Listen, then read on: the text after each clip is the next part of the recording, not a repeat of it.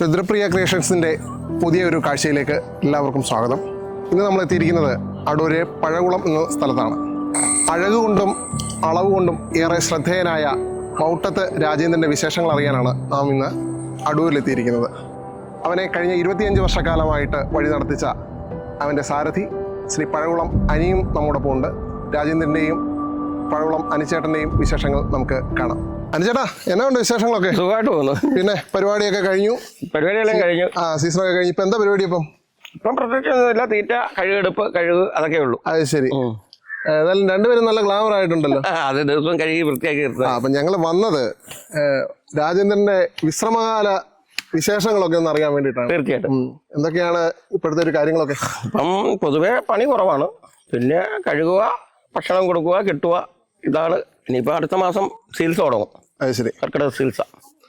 കർക്കിടക ചികിത്സ നമ്മൾ ഏത് സമയം തൊട്ടാണ് സ്റ്റാർട്ട് ചെയ്യുന്നത്? ഈ മാസം അവസാനത്തേക്ക് തുടങ്ങും. അവസാനത്തേക്ക് തുടങ്ങും. അപ്പൊ എങ്ങനെയാ മരുന്ന് കൂട്ടുകളും മൂട്ടുണ്ട്? അത് ശരി.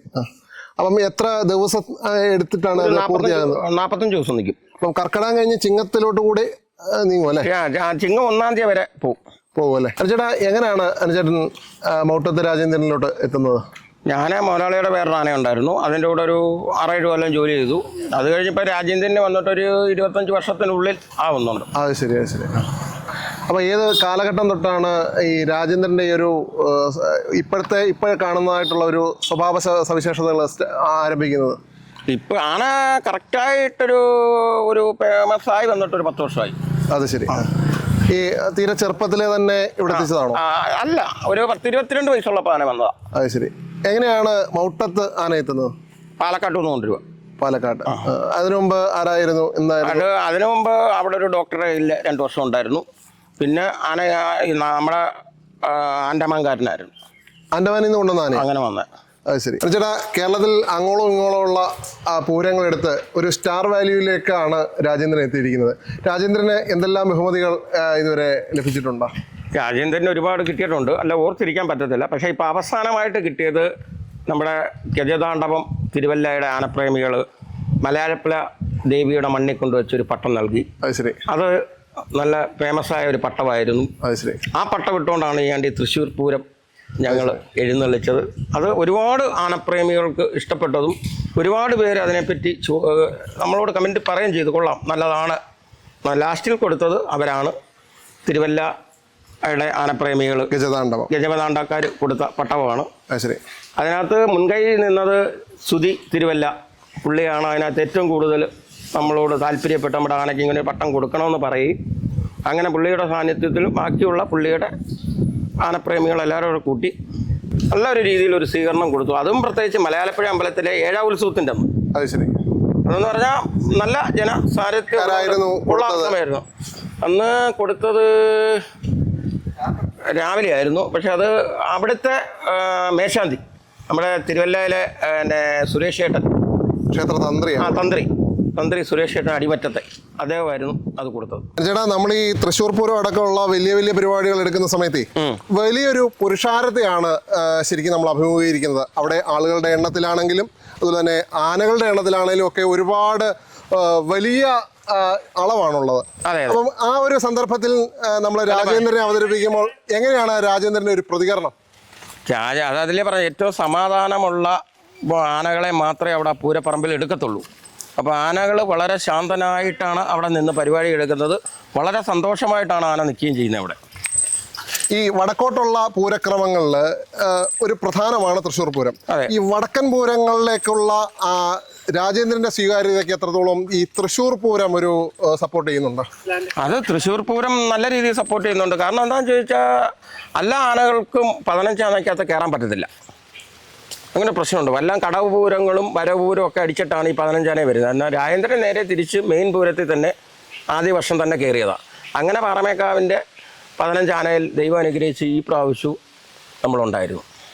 അത് ശരി.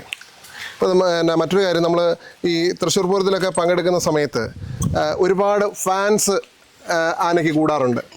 ഈ രാജേന്ദ്രനെ തൃശ്ശൂർ പൂരത്തിൽ പങ്കെടുത്തതിന് ശേഷം ഉണ്ടായ ഒരു സ്വീകാര്യത അത് നല്ല റേറ്റിംഗ് ആനയ്ക്ക്, നല്ല ഒരുപാട് ഫാൻസുകൾ ഉണ്ടായി അതോടുകൂടി എനിക്ക്. പിന്നെ അതുപോലെ തന്നെ ഈ വടക്കൻ എഴുന്നള്ളിപ്പ് ചിട്ടകൾ കൂടുതൽ സമയമെടുക്കുന്നതാവാം, ആചാരങ്ങളുടെ വൈവിധ്യം കൊണ്ടും ആചാരങ്ങളുടെ സവിശേഷതകൾ കൊണ്ടും ഒക്കെ വ്യത്യസ്തമാണ്. അപ്പം ഈ ദീർഘമായിട്ടുള്ള സമയത്ത് ഉള്ള എഴുന്നള്ളത്ത് സമ്പ്രദായത്തോട് എങ്ങനെയുണ്ട് സഹകരിക്കാൻ? അല്ല, അത് ഈ ടൈമിങ് ക്ഷേത്രം അത് നേരത്തെ മുതൽ ചെയ്തു പോകുന്നതാണ്. അത് ഒറ്റയടിക്ക് വെട്ടിക്കുറയ്ക്കാൻ പറ്റത്തില്ല. ഇപ്പോൾ ഒരു ക്ഷേത്രത്തിൻ്റെ ആചാരത്തിൽ നമുക്ക് പെട്ടെന്ന് വെച്ചൊന്നും പറയാൻ പറ്റത്തില്ല നമുക്ക് സമയം മാറ്റണമെന്ന്. ക്ഷേത്രത്തിന് അതിൻ്റെതായ ചില ചടങ്ങും കാര്യങ്ങളും ഉണ്ട്. അല്ല, ആന എത്രത്തോളം അതിന് സഹകരിക്കുന്നുണ്ട്? ഈ എഴുന്നള്ളപ്പ് കൂടുതൽ സമയത്തേക്കുള്ള അല്ല, എഴുന്നള്ളപ്പ് അതെന്ന് പറയാൻ 2 മണിക്കൂറേ ഉള്ളൂ. അത് ശരി. രാവിലെ 2 മണിക്കൂർ, വൈകിട്ട് 3 മണിക്കൂർ, അത്രേ ഉള്ളൂ. ബാക്കിയുള്ള സമയമെല്ലാം ആനകൾ വിശ്രമമാണ്. നമ്മുടെ രാജേന്ദ്രൻ്റെ ഈ മതപ്പാട് കാലം എങ്ങനെയാണ്? അത് പിന്നെ ഓഗസ്റ്റ് അവസാനത്തിലേക്കാണ്. എത്രത്തോളം നീണ്ടു നിൽക്കും?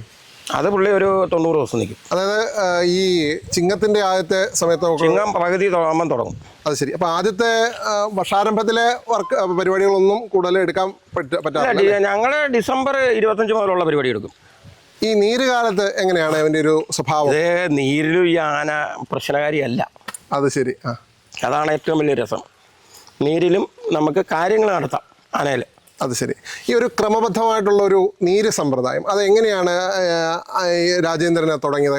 ക്രമമായിട്ടുള്ള ഒരു നീര് എന്നുള്ള നിലയിൽ ഇതിന് ഫസ്റ്റ് നീര് വരുന്നത് ഈ ഓണം അടുത്തായിരുന്നു സാധാരണ തുടങ്ങിക്കൊണ്ടിരുന്നത്.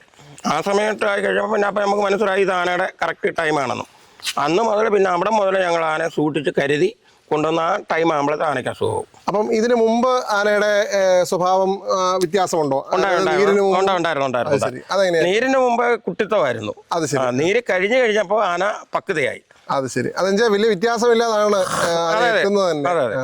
അപ്പം ഈ ആദ്യത്തെ നീരുകാലം തൊട്ട് അനുചേട്ടൻ രാജേന്ദ്രനൊപ്പം ഉണ്ട്. ഫസ്റ്റ് നീര് മുതലേ ഉണ്ട്.